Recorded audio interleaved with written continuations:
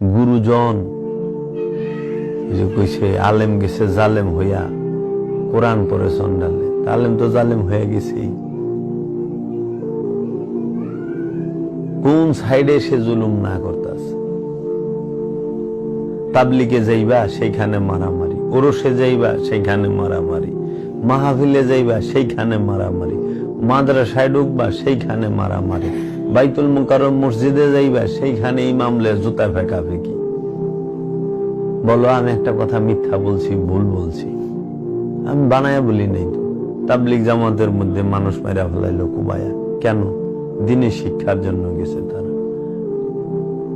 মাজার গুলাকে ভাঙ্গা তছনছ করে দিল, বাজারে গেলে মানুষকে মারধর করা হচ্ছে, কেন? এটা কোন শিক্ষা?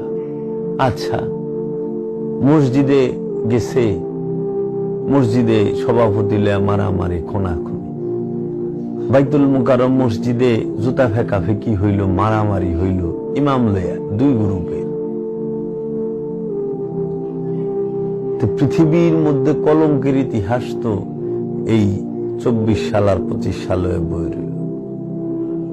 কোন স্থানটা নিরাপদ? মাদ্রাসায় বলৎকার, বিশ্ববিদ্যালয়ে গুরুজন লাঞ্ছিত, স্কুল কলেজ মাদ্রাসায় গুরুজন লাঞ্ছিত, পীর মাশায়েখরা অপদস্থ, মসজিদের ভিতরে জুতা ফেঁকাফেঁকি, ইজতেমার মধ্যে খুনাখুনি। এই ধর্মের নামে অধর্ম কেন? কেন অন্যের স্বাধীনতার উপরে হাত দিতে হবে? করুক না, যার যেটা ভালো লাগে। যদি কেউ ইজতেমায় যে আল্লাহরে পায়, তাতে আপনাদের কি সমস্যা? যদি কেউ দরবারে যায়া, অলি আল্লাহর দরবারে যায়া, মাজারে যায়া আল্লাহরে পায়, আল্লাহরে ডাকে, আপনাকে কি সমস্যা? যদি কেউ মসজিদে যায় আল্লাহরে পায়, যদি কেউ মন্দিরে যায় আল্লাহরে পায়, আপনাদের কি সমস্যা? কেন মানুষের ব্যক্তি স্বাধীনতার উপরে এত বড় হস্তক্ষেপ, বল প্রয়োগ, জোর করতে হবে? কই পাইলে? সারা কোরআনে দেখাইতে পারবেন যে সারা কোরআনে একটা আয়াত আছে কিংবা হাদিস শরীফের মধ্যে একটা হাদিস আছে যে জোর কইরা মুসলমান বানাও? নাই তো।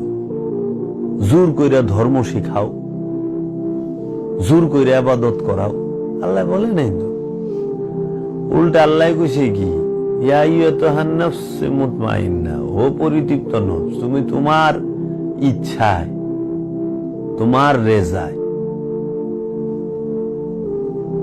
তুমি তোমার রবের বান্দার মধ্যে প্রবেশ করো, তোমার রবের জান্নাতে প্রবেশ করো, তুমি তোমার রবের দিকে ফেরত আসো, তোমার ইচ্ছায় ফেরত আসো, জোর করে না। আল্লাহর দিকে ফেরত আইতে গেছে তোমার ব্যক্তির ইচ্ছা। বুঝছাস? ঈমান হইল মুহাব্বত, মুহাব্বতের অপর নাম ঈমান। যার যত বেশি তার রসুলের প্রতি মুহাব্বত, তার রসুলের বংশের প্রতি মুহাব্বত, তার রবের প্রতি মুহাব্বত, সে তত বড় ঈমানদার। ইবাদত করে জাহান্নামে যাইব, নামাজ পড়ে ওয়াইল নামক দুজকে যাবে, এটা কোরআনেই আছে। কিন্তু মুহাব্বত করে কেউ দুজকে যাইব না, দুজক ঠান্ডা করে দিব। বুঝছো? মুহাব্বতে দুজক ঠান্ডা হয়, আর ইবাদত কইরাও দুজকে যাওয়ান লাগে।